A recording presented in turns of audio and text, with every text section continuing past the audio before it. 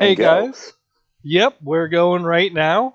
This is MangoTango here with NightHydra talking about Epic as usual. So, how's Because everything no going, one else Travis? loves us. Well, Everything is actually entertaining, I'll put it that way. Most of our topic tonight is more from a sense of enjoying the game. Like, I'm not in the sense of I'm not worried about my stats. I actually just want to talk about fun topics. Not that we don't always talk about that, but I just want to talk about stuff that actually makes you smile every now and then. all right. So, what's something that has been catching your interest then lately? The one I definitely want to talk about are quest stacks. If you're not aware of what these are, if you go into Play Online, there's that little apostrophe thing, and it'll tell you what quests you have. On a given time, you'll have three. I actually try to clear mine out about every day, maybe 2 days. But there are some entertaining ones. Some will be a single time, hey, play this one time. Another one will be you have to play this 3 times. I've not seen any that are play two. Don't quote me on that. I'm sure there'll be one, but there'll be one like, hey, you need to play a half sage, half good deck 3 times online. Now, I put up 2 deck techs on some of these. The ones I want to bring up that are absolutely hilarious, you have ones that require a certain card type or have a certain keyword. Brandon, what are the ones that are sitting in your queue right now? The first one is going to be play a game with 8 or more zombie cards in your deck. Second one is play 3 games with a half wild, half evil deck. And then third one is play a game with 3 martial law and 3 plague in your deck. I actually don't have that one. I've actually cleared out over 12 of these quests. Some are threes, some are ones. Some of what I like are that they give you cool ideas. Example, one of them was Night of Shadows with Smash and Burn. They wanted you to have 3 and 3 in the deck. So you're like, all right, well, it's starting with a Wild Sage mid range, and you can branch out from there. Now, mind you, some of these you could just absolutely put the 6 cards or whatever they want, and just build a 54 card deck that you want. Like you could just put those off, be like write them off, be like all right, this is nothing.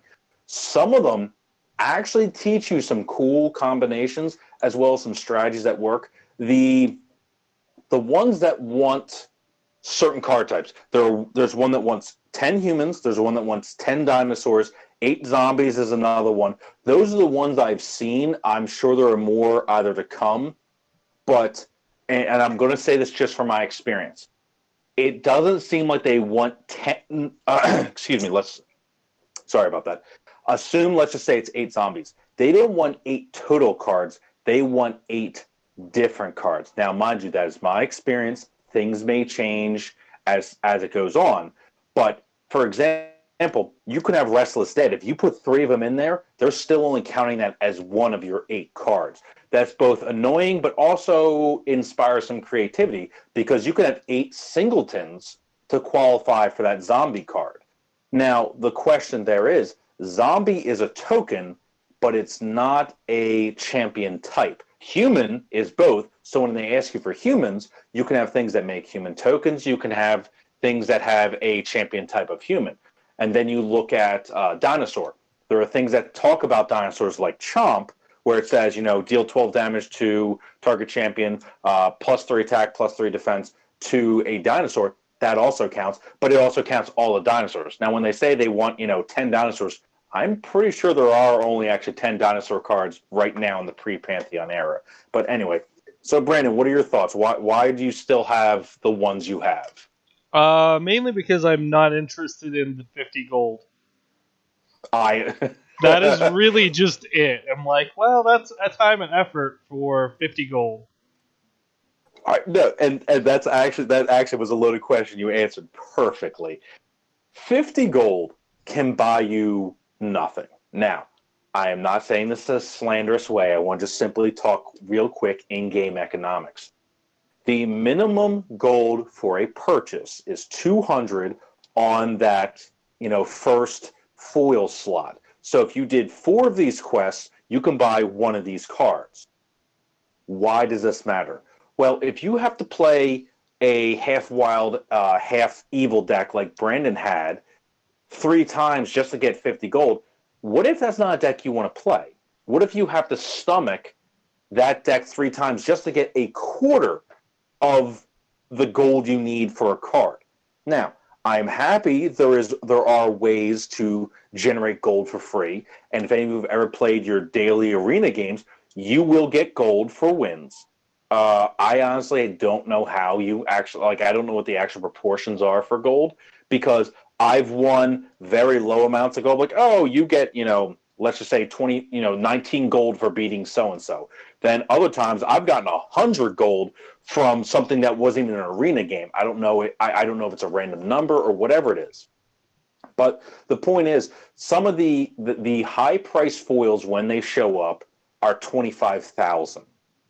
50 gold, that is a decimal to like the third place. It is sub an actual percentage point.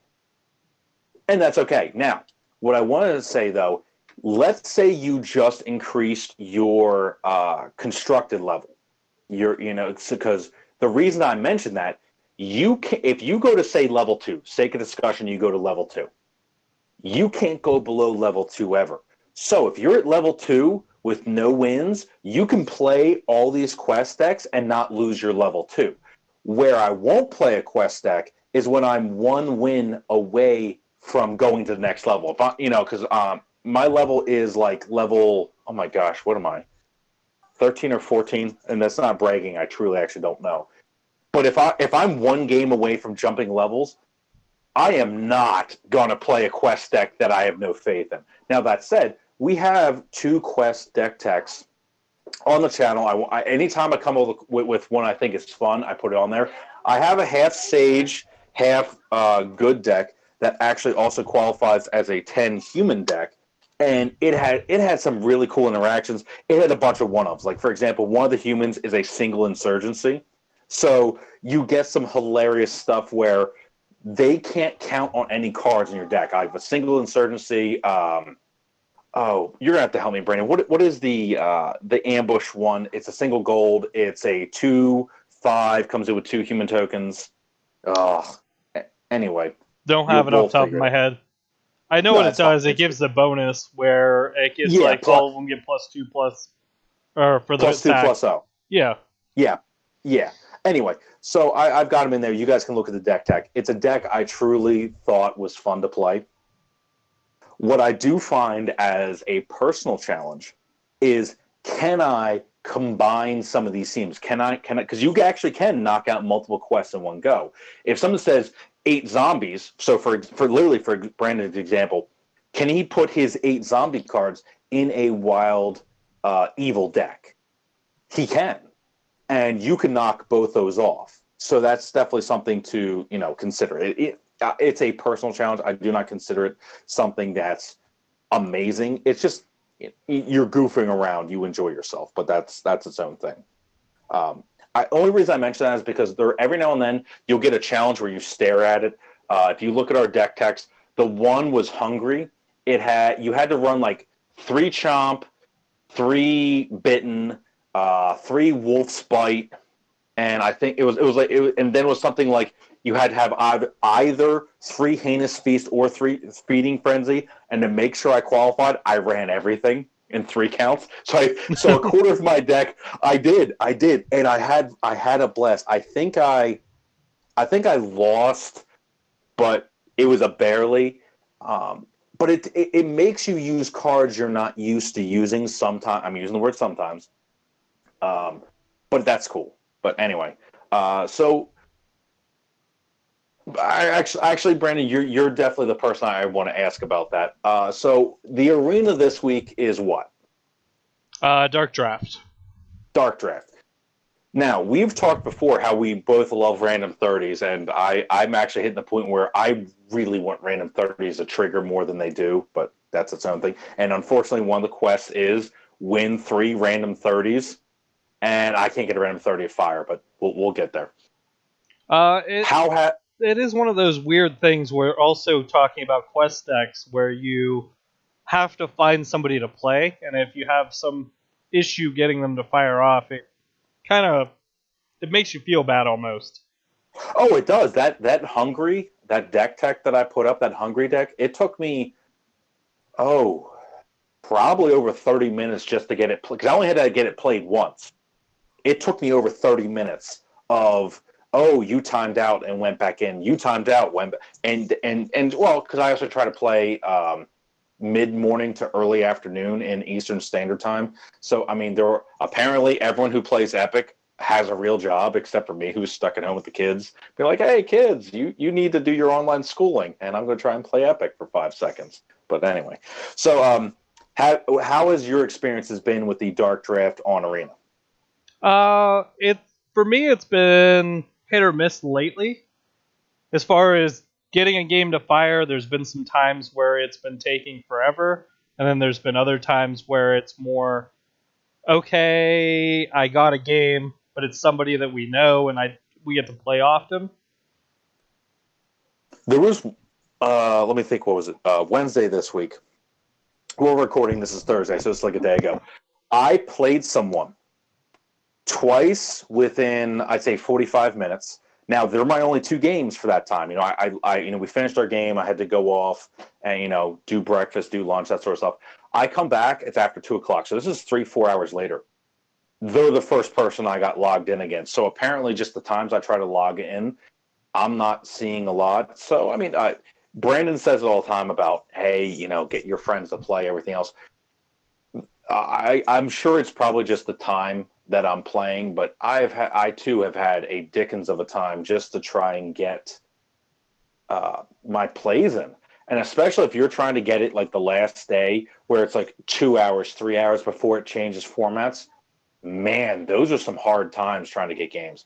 But I've played a few arena Dark Draft games. I've had some great stories. I mean, some ones where I have taken decks that normally I would consider to be very hard to play. Like I just got done one. I was talking to Brandon before the show. I took 3 pieces of discard hate. Grave Demon. I took Heinous Feast, and I took Erratic Research. So obviously everything not named Amnesia. And every 2 or every 3 cards involves something that used the word draw 2. And apparently that's multiple words because I can't count words. And I got down to my 3 cards from decking and winning, and then I end up swinging for 32. I have not attacked for any points in this game. I've been sitting on the Sea Titan, which was pack 1, pick 1. And then I'm just sitting there. I amass this weird little army, and then I'm like, all right, well, I'm like, they're at 32. I do my math. I have 26 points sitting on board, but I also have a Frost Titan and a Brave Squire in hand. I'm like, that's 34 points. Oh, that is so awesome. So I do my attacks. They time out against me. I'm going to say it was a little salty, like, Pacific Ocean salty, and not quite Dead Sea salty, but it was close. But I've had some great games. I've also had some ones where literally we're down to 2 minutes on each side from timing out. We're at the last couple of points, last couple of cards in the deck. I have 0 mass discard hate, and I'm sweating. I'm like, I have no answer. If they try to draw out, they will win. And, I mean, they ended up beating me with damage, but I had no answers. I've had 2 games in the past week where I've had 0 mass discard hate, and one of those was 0 discard hate, period. The only way I had to put cards back on the bottom of their deck were actual banish and transform cards. I had, no corpse monger or anything like that. I had no way of even pinpoint clearing a card out of their discard. So they did a good job on that.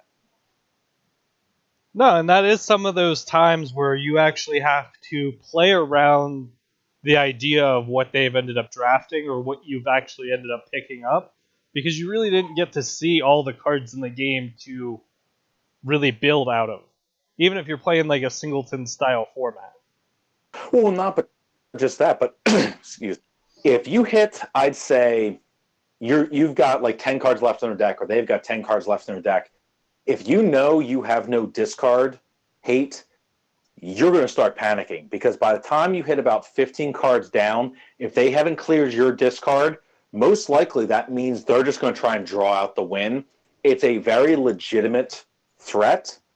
And I think from some of the players I've seen, because I've been past a Grave Demon, and I've seen this. I've only ever seen this once in the app, where I had a Grave Demon sitting next to an Amnesia or an Erratic Research sitting next to a Heinous Feast. I've only ever once actually seen two pieces of mass discard sitting next to each other, and I had to pass one.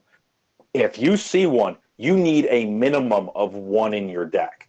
Just because that threat of drawing out in 30 cards, you can gum up the board. This deck I was talking about that he was trying to draw out the win, I had 5 board wipes, not soft board wipes, things like Plague, Inheritance of the Meek, Martial Law. I had real board clears, packed with 3 mass discard clears. I mean, this deck was set up to literally just stall the opponent out and win eventually. I had no means of doing it through combat, and obviously yet I did somehow. But my entire goal was to draw out the entire game. And, sometimes that happens. But Dark Draft is such a skill testing format. I mean, it's if you play Epic for nothing else, I think Dark Draft is probably the premier skill testing format, because you have to know what you're passing, what you're taking. Do you have enough of X, Y, Z? Do you have enough zeros? Do you have enough ambush cards? Do you have enough events? Because there were times where my opponents, I honestly think they lost because there were 3 or 4 back-to-back turns where they did nothing on my turn. No events, no ambush. And if you're just letting me get away with my turn, I wasn't check passing. I wasn't messing around, being like, oh, I spent, I do nothing. I'm going to see if you can do something. I spent my gold, and they didn't spend theirs. I'm like, ooh, you're in trouble. And that happened 3 turns running. I won that game. I hate to use the term easily, but that's really what it felt like, was if you let me get 3 turns, for lack of better terms, unchecked, I feel like I should win almost automatically. No, I can easily see that, and it's one of those where it definitely is a skill testing kind of thing, where not everybody is always going to have those cards in hand or know what to hold and when to hold it. It's kind of like the old poker saying, know when to hold them, know when to fold them, kind of thing going on there. But it really is an actual true statement in this style game, where what you've drafted may be more important later on.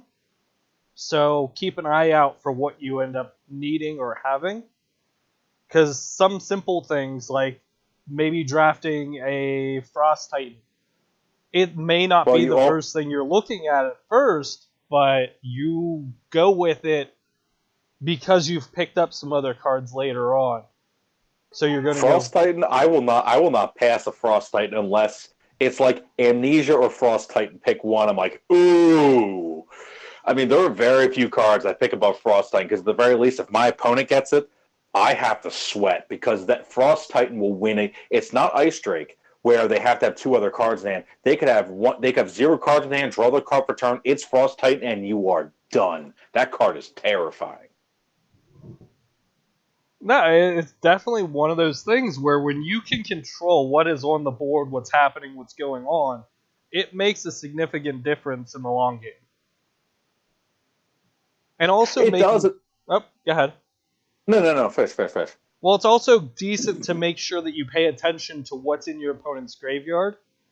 Like the game I'm playing right now, there's a Psionic Assault sitting in the graveyard, so keeping an idea that it's still there with my 6 cards in hand, versus his 3 while he's taking 10 from Velden Frost Titan because I just bounced all his tokens.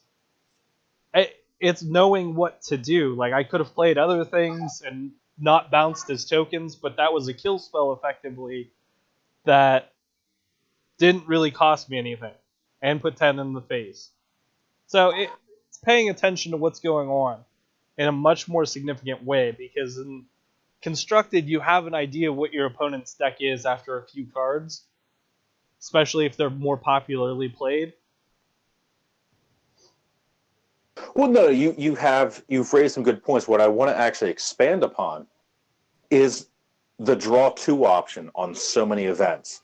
And it sounds like common knowledge, but I guess I do want to beat a dead horse on it. If you're down to 3 cards in hand, because what happened is my opponent shows me a Draka, They play the Draka, and they show me the last 2 cards in their hand. One of which is a Rain of Fire, the other one is like Hunting Pack. Okay, I literally know every card they have available to them. Okay, fine, we go on. But when you have 3 or 2 cards in your hand or whatever, I go to pass the turn. They held on to that Rain of Fire like it was going to win them the game. I'm still like 16 health. They needed to use that as a draw too. Now, I know that's easy to say, as someone who won that game, but the number of times where you're sitting there, if you spend your gold ambitiously or on a board clear or whatever, if you have 2 cards left in hand, and they hit you with a Psionic Assault out of nowhere or a Thought Plucker, you are in so much trouble. Going below 3 cards in hand, 3 cards in hand is like literally the threshold where you have to start playing draw 2s. If you're not able to start playing draw 2s, get more options in your hand, most of the games I feel I've won, I do feel I drafted better. However, drafting better doesn't mean you're going to win just because of how the game plays out.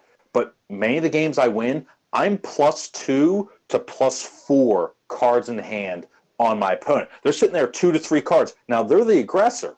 And there used to be a whole Magic the Gathering article about, who's the aggro or whatever, and that holds true.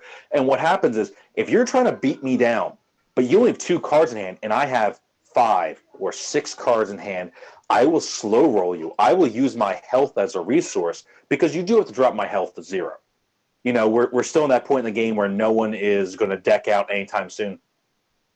And the problem is, Feeding Frenzy is a great example. Feeding Frenzy, Fumble, Fumble.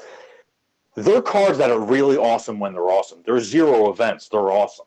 And Fumble recycles. Cool. But if you're at 3 cards, including Fumble, and your opponent spends their gold on something stupid, let's just say Mythic Monster, something like that, you need cards.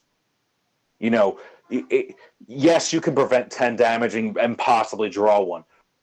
But if you have board wipes, you need cards now. If you don't spend your gold on your opponent's turn, you're likely losing. And that's why so many of these 0 events have a 1 gold, draw 2.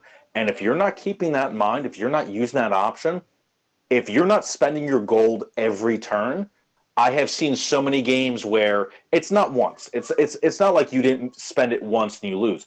It's usually when you get to 2, 3 back-to-back turns, especially 3. If you get to 3 turns where you're not spending gold on your opponent's turn, they are steamrolling you. And we're not talking like Matt Newberg, the cutter, brought it up about not card economy. Oh, what's the card? Check pass. The check pass that we keep bringing up is, I haven't spent my gold. I send the turn over to you. You have a choice. Either spend the gold first or let me just do nothing and you take the turn. I'm not talking check passes. I'm talking the turns where I've spent my gold and you do not spend yours. Those are the turns that are really going against you. 2 of those back-to-back, you're in some hard times. You're just, unless you're setting up some board wipe, but card economy, gold economy, these are all the things that will take you from a beginner level to an intermediate level. And jumping from intermediate to advanced usually comes in being more mindful of your deck content. How many cards do you have for loyalty? How many cards do you have that can draw 2 cards in an emergency? Are you using everything every turn? That's the advanced version. The intermediate version simply is, do you have cards that can draw you out of this? Because if everything you do is, let's just say, for sake of argument, you take 30 Mythic Monsters. Yes, I know it's not a real choice. But there is a very real way. You could take almost 30 single gold cards, and they're just champions that say draw a card when it comes into play and nothing else. If you took all those, you will be blown out because you're not drawing on your opponent's turn. You're simply just parity. You're just keeping even. You need to be able to have advantages come out, and it's not just on-board advantages. You have card-in-hand advantages. You have cards-in-deck advantages. This is a game that rewards you thinking, I hate this term 4D chess, but it really is. You need to think about the future. You need to think about the current status. And we're talking, if you're at 5 life, 5 health, but 2 cards left in deck, and I'm at 30 health, but with a 15-card deck, we both have a very strong chance of winning. I could simply drop your health to 0, or you could also draw out and still win. This is a game where the win conditions in Dark Draft are ever present, and you have to be aware of almost everything. The only one, in my opinion, don't have to worry about is Kark.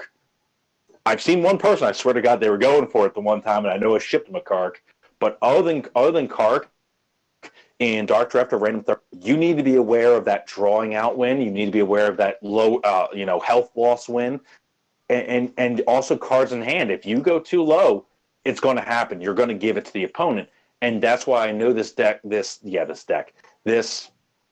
game has such a barrier to entry because it rewards people who can see all the angles, just like real poker. I could teach my 6-year-old poker right now. Doesn't mean they're going to win. You have to think about the future. You have to think about the present, and also kind of what happened to the past. Did they use all these cards? Are there cards in their discard pile I need to worry about? But again, I'm rambling. So, Brandon, go ahead and ramble. No, it's also one of those things where understanding what the cards are themselves, so that when you're sitting there on that timer, it isn't a hard choice. It might be a hard choice between 1 or 2 cards. It's not a hard choice between all 5. So taking the time to do the research and see what cards do what, so that at a glance you're like, okay, I have a great feeling about this card. It's in my top 5. It's in my top 10. It's something I draft often, and it's gotten me victories, as opposed to, oh, what card do I pick? There's 5 cards here right now, and I don't know which one actually works for me. So take the time to look at what's being offered to you, or by the resources of Deck Builder, and saying, hey, I can see every single card that's going to be in the game. What cards would I want to pick over other cards? Kind of doing like a mock draft in your head kind of thing.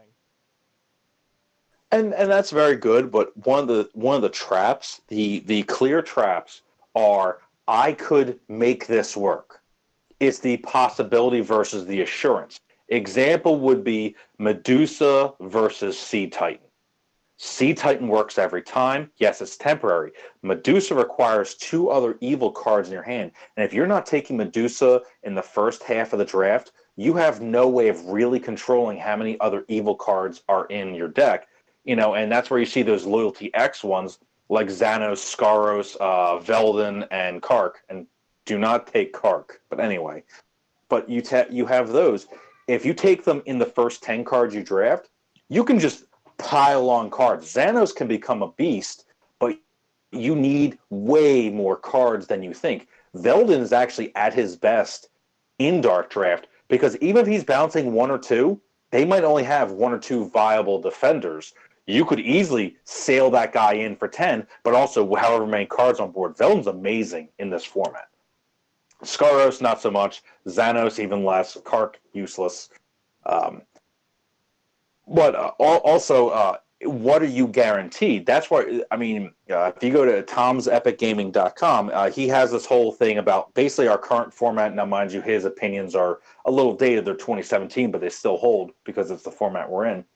White Knight is a great example of this. 1 gold, 9 attack, 9 defense, good champion. Loyalty 2, it gains blitz, and it has the ability to expend itself to break target evil champion. Well, the big thing here is that for 1 gold, you can have a 9/9, but you don't lose the card. You get a card right back into your hand. And when you're fighting about card economy and everything else, it's not perfect, but you still have a good size attacker, defender, whatever. Because let's say Grave Demon.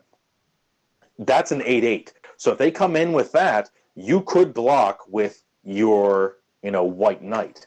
So the fact that you also didn't lose a card doing it is more valuable than you think. So almost any champion for 1 gold, as long as it draws it's better than a lot of other cards out there just because you're not losing that card. You're still moving your deck forward 1 notch, but so you have the gold from your turn turns into a champion that threatens on the board, doesn't lose you a card in hand, and moves your deck forward 1 more click. Those are the ones that I think sometimes catch people off guard, because let's just say I'm drafting very heavy Sage. I still am going to think about that White Knight. If I don't see cards that already make my deck better, I will very gladly get what we nickname a cantrip, which is, come into play and draw a card. I will very easily take White Knight over, say, Feeding Frenzy. I legitimately will. If my deck is not really set up where I need a 0 event or I need another event that can draw 2, I might take that White Knight just because it's a solid enough body and it doesn't lose me momentum. No, I can easily see that kind of thing going on, and it definitely makes sense, and they even put the reminder in the game, just because the gold is nice and flashy, don't forget your zeros, because those are what are going to keep you going in the long game. Well, especially when you have to do those check passes. Example would be, say, Little Devil. It's a 0 call, blitz, airborne, 4 attack, 4 defense. That doesn't seem like anything. It really doesn't. But I don't spend my gold to attack you for 4 in the air, which means you have to either have a 0 to deal with it, like, say, Lightning Bolt or whatever, or you take an extra 4. Well, in my opinion, once you hit about half life, once you hit around 16, and yes, I know 16 is not half of 30, I can do math, 16 seems to be the break-even point. Once you hit 16, you have to be very careful about almost every point, because there are Flame Shot, there are Fires of the Rebellion. They can cut your, this is one of those math moments. If your life is 16 or less, they can cut your life in half for a single gold. And the number of cards that can recur a card from the discard.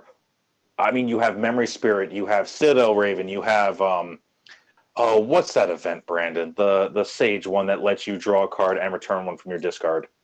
Something Knowledge. I want to say it's like reusable knowledge or something. Anyway, my point just being, there are plenty of cards that let you get those cards back. So if at the end of your turn, I hit you for 8 with Flame Shot, comes to my turn, I use my 1 gold to get that card back out of my discard. Goes to your turn. If you can't gain health or kill me, actually no, you actually have to gain health first, because the moment you attack, I get priority too. I'll just shoot you again. So sometimes those zeros get to be real threatening. And if you go to Tom's site, he'll tell you Little Devil is actually above a lot of 1 gold cards. Surprising number of gold cards where you're like, oh, I thought this was pretty good. No, the fact that you can threaten 4 extra points out of nowhere for no gold, that's pretty good. Oh, it definitely gets to that point of being able to use that to your advantage and definitely enjoy it. Well, do you have any great stories from your Dark Draft times, or no? Not of late. It really has been using Velden Frost Titan last game, where he got bounced, and being able to remove tokens as if it's a removal spell has been really useful. It's really good. Like there's no other way to say it. It's pretty good. Well, especially with it being a loyalty X. So well, even if it just bounces 1, I understand Sea Titan is better because it has untargetable and the stats are a little bit more buff. But the fact that Velden has Blitz, you can even take them in decks that aren't even Sage heavy and just have him as a 1 gold 10 Blitz. And he's not a 10-10. He's a 10-13. So he takes quite a beating to go away. Very true. And also the ability that it really takes Kong, and it takes it takes those abilities that are over 12, so very few abilities to actually be able to deal with it 1-for-1. Yeah, Chomp can't do it. Exactly. So what do you do in that situation is sit there and pretty much have to suck it up. Yeah, it's usually, I'm going to sacrifice my smallest guy. Now, of course, provided, because they, even if they got loyalty 1 and they bounce one of your guys, they're going to bounce the most viable blocker or the most viable attacker just to set you back. Velden, it just surprises me because I always want him to do more in constructed, but at the same time, if you're an all-star in Dark Draft, I think you can accept at least being an all-star in one format. You don't need to be an all-star in every format. At least in one format's okay. Yeah, it is nice that you can actually get through and have a little bit of something in a format, and it definitely gets that opportunity to do it, which is few and far between for some. So have you seen any great flops, like your opponent makes a play, and you can almost make up the story where they're sitting there, they're like high-fiving, they're like, oh, I got him. Are there any moments where you go, you really thought this card was better than it was? I have the opposite of that, which was dealing with Shadow Imp, where they played a Shadow Imp on turn 1, and I had the option to deal with it then with Pyromancer. Oh, so it was consume. Just like, yeah, I'm just going to consume. Those are such great Oh feelings. no, if I had the Consume, it wouldn't have been even like a thought. It's, okay, there's something else on the board that's a 4, but I know this Shadow Imp is really going to be the most annoying. But I need to deal with that other thing right now. I'll get it next time. And it literally became, I'll get it next time, I'm dead. No, and Shadow Imp will do that. Whether or not people see it, because there aren't too many unblockables, Shadow Imp is innocuous. The reason I say that is I almost never take it in Dark Draft. It's not because it's not a good card, but almost every other time, if I'm not heavy Sage, I'm not going to take it in my, hey, here's 5 cards, unless everything else is garbage. I'm not going to take it in my 4 unless everything else is garbage. Just because it, being a 2/3 unblockable, okay, it survives, flash fire or wildfire, whatever it is. Okay, fine. But the problem also goes that many times you want an event that'll draw 2, you want a champion that'll hold the ground. I mean, I can probably name 20 cards I'd rather take Shadow Imp over, but almost every time I've seen Shadow Imp, it is the third best card in the set of cards I'm looking at, whether it's the 5 and I pick one or the 4 and I pick 2. It's always the third best. It's never in contention. It's stuff like Inner Peace, for example. Yes, I know Inner Peace is not a great card, but 10 life is a third of your life back. And as I said earlier about if you're at 16, you need to panic. It takes me from 16 to 26, and if I have a ground gummed up, Inner Peace can be the difference between life and death. Inner Peace, if I had to vote for cards that are the most questionable ones that I take more than I should, Inner Peace is probably in top 5 for that. Because when it's great, and I'm not even talking with the recall, just a single shot, getting 10 life back could be, I can absorb 1 extra attack. And if you and I are fighting over the last 5 points of life, I don't have to worry about one of those. Like Inner Peace can do that. And yes, I know we start with Shadow Whip, but somehow I went to Inner Peace. I'm not good with analogies. That happens. It does. I did see your Rabble Rouser, and I can honestly say I think I've taken it once in like 10 games, and because everything else I would prefer. And yes, I know you never once said Rabble Rouser is amazing. I'm aware you said that, but almost every other time it's like, does something have ambush? Is something untargetable? Is there a better event? I'll take almost any event over Rabble Rouser. Almost any event. I'll take almost anything. Anything. Really, really almost anything. No, what's so funny is the number of times I see it with Resurrection, and it's not. And the number of times, excuse me, the number of times I use Resurrection for its titular ability once out of probably 10 games, but Resurrection can draw 2 on the opponent's turn. Rabble Rouser does nothing on the opponent's turn. I do really like to play the control game where if I feel the board state's at neutral, I'll ship the turnover in a check pass, or I'll do something to clear the board.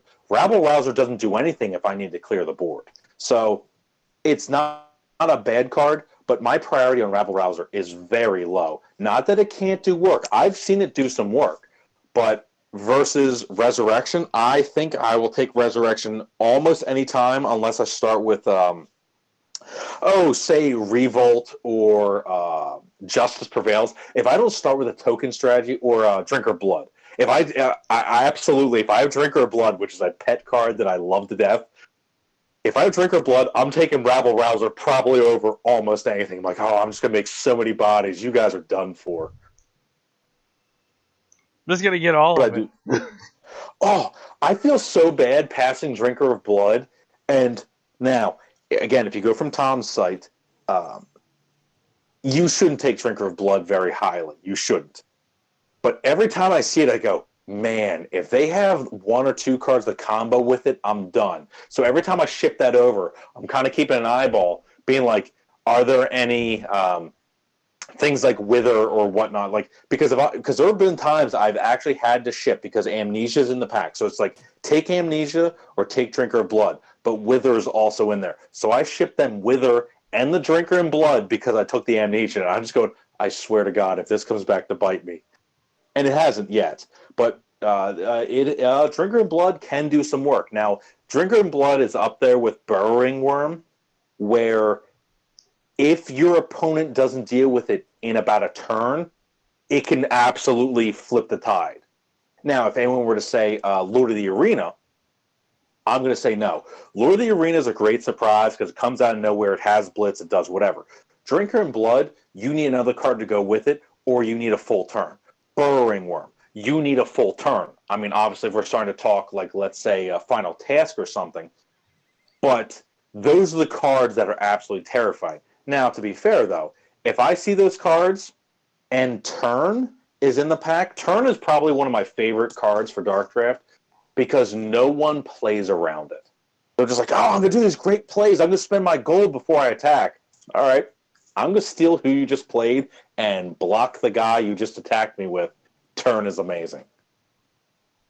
No, I definitely agree on that kind of thing, where being able to flip the script pretty much, is, so to say, is very interesting and very useful more often than not. Oh, it's flip the script and you put your name in the credits. I mean, like you're like, because someone did this to me. They did Avenger of the Covenant. They took out one of my guys. One of the guys I was kind of attached to. Okay, goes their turn and they want to get their Avenger in. So they do Silver Dragon. I'm like, okay, I know where this is going. They attack with the Avenger. I just turn, steal their dragon. Dragon blocks Avenger. They both kill each other. That was glorious. I took out probably their two biggest guys in their deck.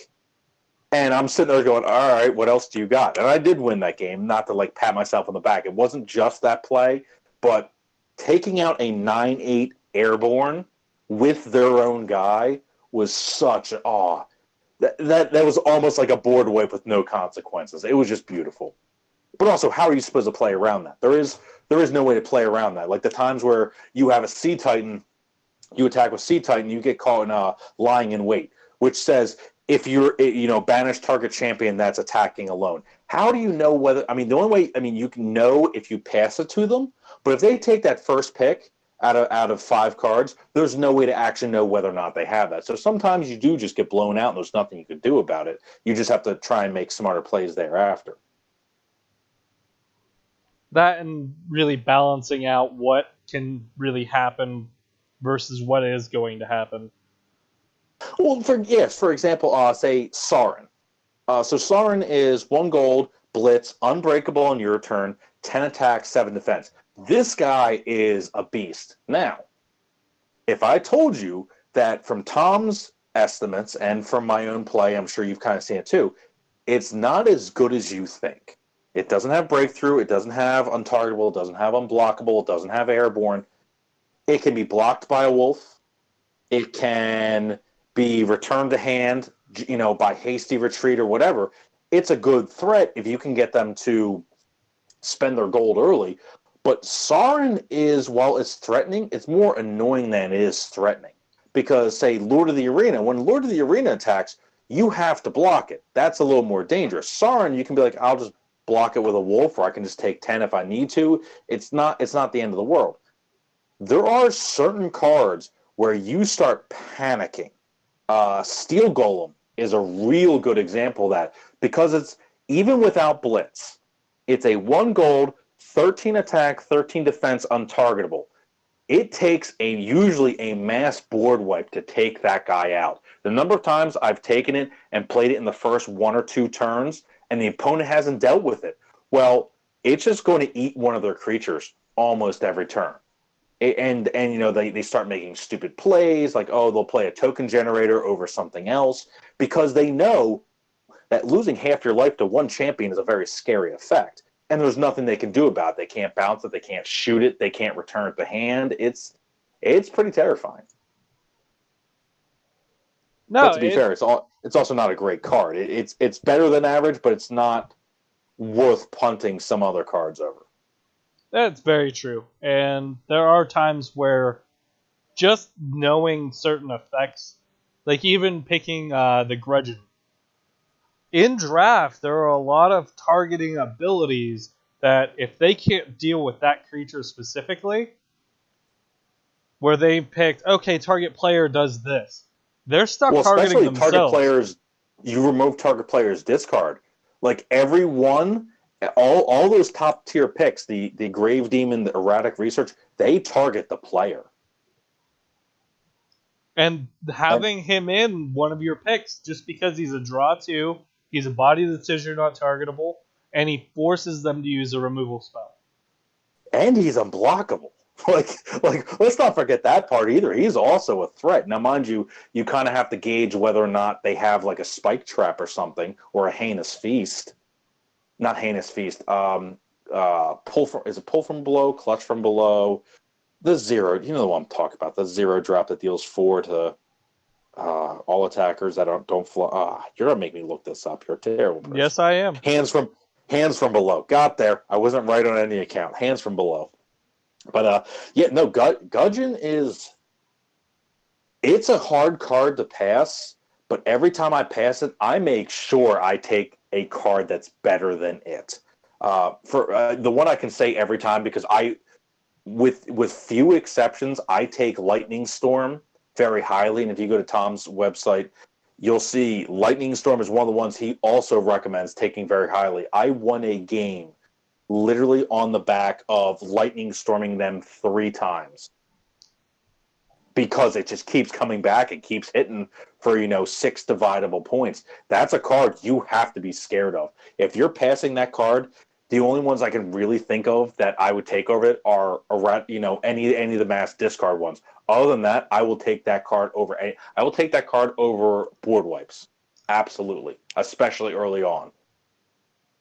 Well, it's also an interesting thing to pay attention to is that it deals with the fact that you may not have something to put your gold into. So if you're on your opponent's turn, you're not able to play anything for gold, it coming and going, hey, here's something to constantly keep coming back to spend that gold on, and continuing to present a threat, so they always know it's in your hand, or it forces them to burn their discard early. It may put them in awkward situations. So it's definitely not something to be too shy about worrying about using. Oh, I'll definitely agree with that. I'm not gonna. You don't have to get me, very revved up to say Lightning Storm is one of the best cards in the game, especially in the limited formats where you're not running 3 Amnesia, you're not running 3 Guilt Demon. Like you're not guaranteed to have a way of dealing with it. And the fact that Lightning Storm, what if no one's ever done this? Lightning Storm is the actual literal example that I will say that this works the best with.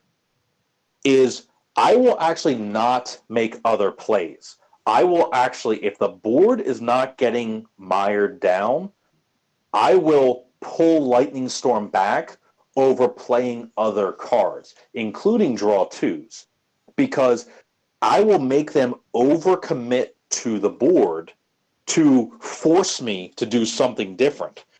And that's how I won that game, was I had them, I just hit them for 6. And like, oh, well, I'm going to attack. I'm like, I'll just block with a wolf token, or I'll take, let's just say I take 8 points or whatever.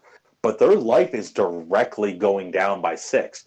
And so I can choose not to recall it, but every time I do recall it, they know more about my deck, which in Dark Draft you have some knowledge about what your opponent's doing because you pass them certain cards. And the big part there is, what do you think? What do you think? Probably 50% of the possible choices they have, because obviously you're passing. You're picking every other. So roughly, you probably know with decent accuracy a third of their deck in 50% probability. 2/3 of their deck you would have seen. Yeah, well, two thirds you've seen, but you can kind of guess which cards you're going. Like if I ship you a Chamberlain card, I'm not like, oh yeah, he took that one. No, I'm like, he took anything but that one. But Lightning Storm, every time I recall that card for gold, you're not seeing my first picks. You're not seeing my pick of my fives. I'm actually preventing you from further knowledge, which I know that's very meta commentary, but that's actually my point. And there aren't many other cards where paying the gold to recall them is better. And for example, one of the traps is Bellowing Minotaur. What's that stupid good card? It's Rallying something or other. It's not Rallying Flag. Where are you? Rally the People. I see these two cards show up so often because, like, oh, I can keep making a token, or I can keep bringing back this, 9/7 breakthrough Blitz champion in the case of Bellowing Minotaur. But you're also spending your gold to put a champion on the board. Lightning Storm is removing champions or just shooting you straight in the dome. I can take away a fifth of your life while you're bringing back Rally the People. I'm not concerned in the slightest about your your 1/1 human. That doesn't bother me when I can deal 6 to you directly. So obviously not all these cards are the same, but that's why Lightning Storm is so good. Amongst the other things, and you'll definitely get some of those lessons, for lack of better terms. You'll just figure some of those things out. I don't know what to say other than Dark Draft is a very skill testing format. And especially in weeks like these where it's free once a day, I very much recommend doing that, but also making sure that if you are a newer player, or even if you're just someone who's not familiar with Dark Draft, try to get outside of your comfort zone. I'm not saying take bad cards, but if you're like, oh, Bellowing Minotaur, that's my top pick all the time, maybe it shouldn't be. I'm not saying, and I know I'm very wishy-washy, but look at cards that don't have loyalty. Look at if you're very heavy in one color. Like if you're very heavy in good, start looking at those loyalty to good cards, maybe a little bit more. But if you're, let's just say you're Evil Wild. For sake of discussion, you're very heavy Evil Wild. Ice Drake is still good to you because it's an ambush airborne with an 8 on the rear. It's still a very good surprise kill spell for taking out a lot of bodies. This is where Dark Draft is one of the hardest formats because you have to evaluate, is the loyalty to a necessary evil or is it, gravy? Because Ice Drake is the prime example of that. That card is good whether or not you get the loyalty to. Draka's champion and Draka's Enforcer got there. Also good. I've taken Draka's Enforcer in a deck where it's my only wild card, or it's one of 2 wild cards, because a 7/7 airborne out of nowhere is a pretty good blocker and a pretty good beater. It definitely gets to those certain points where just realizing what some of those cards are useful for, even if they're not something you would normally pick or that you would really want in your deck the way that you've constructed it, just paying attention to, okay, this has airborne. How many things in your deck have that? Are you going to be able to deal with your opponent's airborne? Are you going to be able to deal with their blitz? Are you going to be able to deal with having some ambush in there? Sometimes you need to just pick them just because they have that keyword text, and none of the rest of it matters.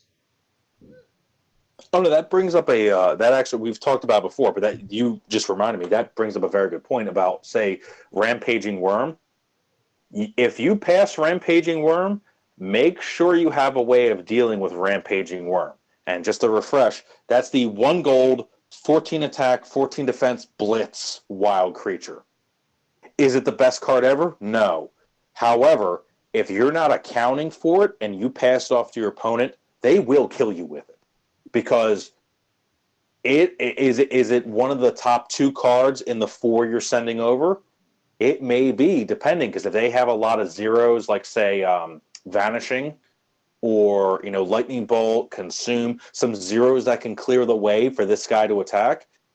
If they have ways of making sure that that guy comes in out of nowhere, or even turn 1, because not everyone keeps a turn 1 defense against rampaging worm. I have absolutely played that thing turn 1 and hit for 14, and right then and there, I have them scared. They have to deal with it right then and there.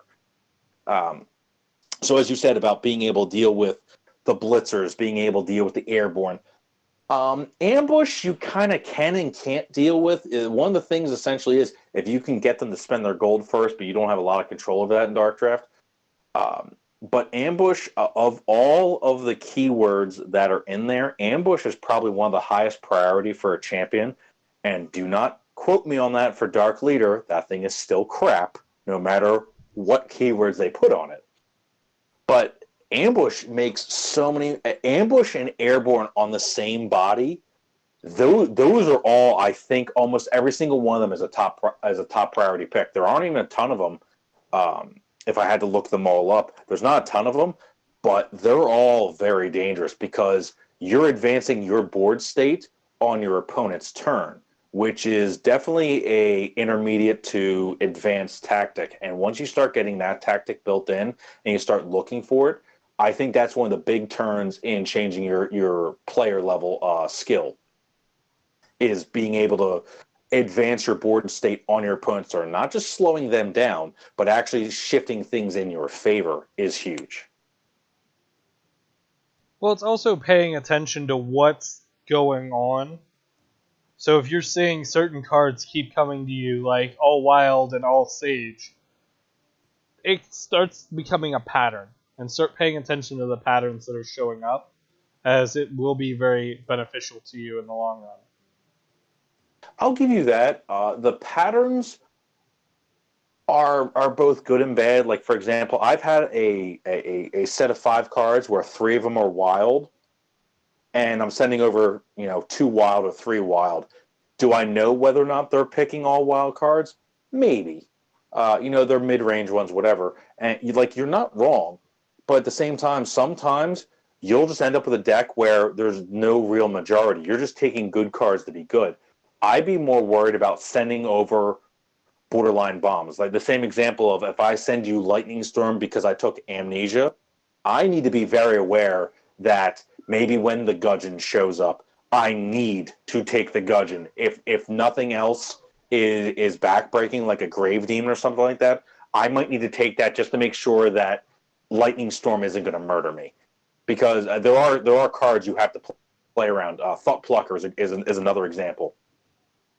If you preferably can take a 0 to do it, is it Flame Spike, Wolf Spike, Consume, Lash, because Lash deals 1 damage, in case anyone's wondering why I'm mentioning Lash. That Unquenchable Thirst. Now, mind you, Unquenchable Thirst is really not a good card, but if I send you a Thought Plucker, I might prioritize Unquenchable Thirst when you send those 4 cards back. So there are cards that absolutely destroy the game. If you send one to your opponent because you take a better card, you have to know that they're going to take it. Or they should, rather. Well, there's a lot of cards that they should take, and that doesn't always mean that it's going to happen the way that they think it's going to happen or that you want it to happen too. Well, I'll give you my example, and you can obviously counter Juggernaut. I have absolutely been past a Juggernaut and still not taken it. It's a very good aggressive body, but if I'm looking for defensive cards, because let's say I'm trying to deck out, or I need more removal because let's just say I sent you Lightning Storm. If I sent you Lightning Storm, me taking Juggernaut's not going to fix that a ton. If I'm Heavy Sage, Juggernaut gets more desirable. But if I'm not Heavy Sage and I don't have Final Task, because the reason I mention that is because Final Task can bring it back into play. It's unbreakable, so it stays in play. But if I don't have ways to abuse Juggernaut, I still might not take Juggernaut. And Juggernaut is a good card, but if it's say Juggernaut versus Draka's Enforcer, and I'm not even in Wild, I might be, let's say, good evil. Like let's just say both those cards don't matter to me. I might still take Draka's Enforcer because of Ambush, Airborne, because of the ability. Because Juggernaut doesn't guarantee kill a champion. Draka's Enforcer has a very high probability that you're going to use it as a surprise block and take out one of their guys. So, if you look at Tom's breakdown, many of where he makes the breaks are, does it go to someone's face? Does it clear the board? Does it handle one of the win cons, which would be Grave Demon, stuff like that? Because handling their discard means they can't deck out and win. He has very clear ideas, but most of the clear ideas that show up are prioritizing 2-for-1s or more. That'd be board wipes, etc. You have to acknowledge that you need a way to win from behind. And because Juggernaut doesn't win from behind, Juggernaut wins from being ahead. It's better pressure. Draka's Enforcer can win from behind. It can kill a body and trade. It can just outright kill something stupid like a little devil comes flying in. You put down that Draka's Enforcer, you kill it. You might be a parity. You might now have the advantage.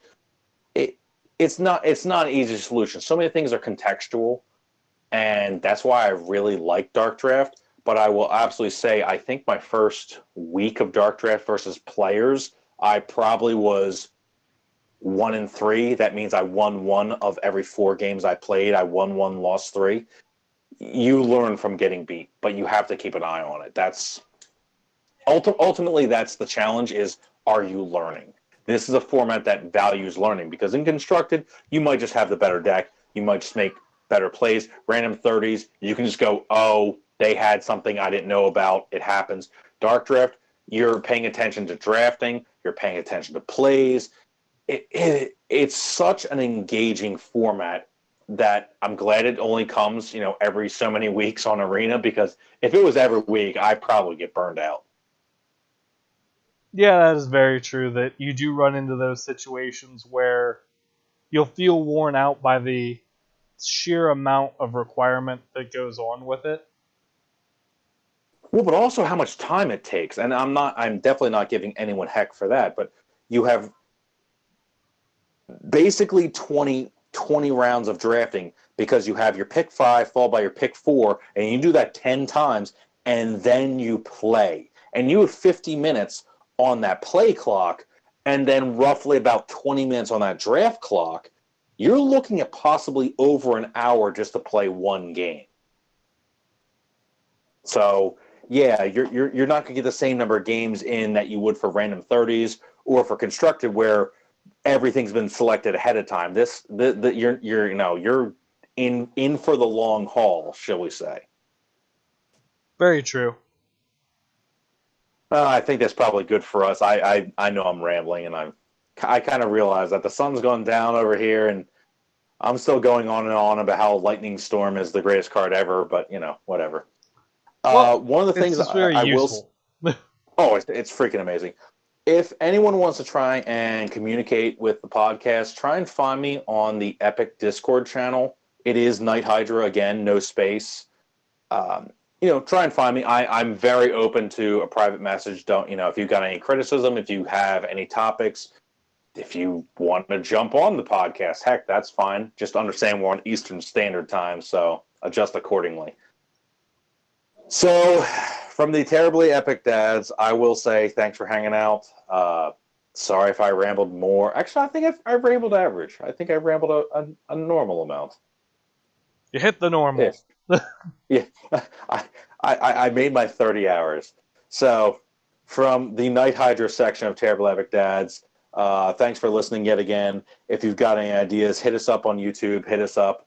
Hit me up on Discord, and we'll catch you. I don't know, whenever the next time is. We're not very consistent because, well, we're dads.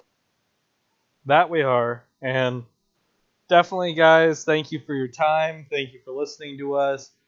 Bring your friends, bring your enemies. That way we can beat them for you if you can't beat them yourself. But thank you very much and have a wonderful evening.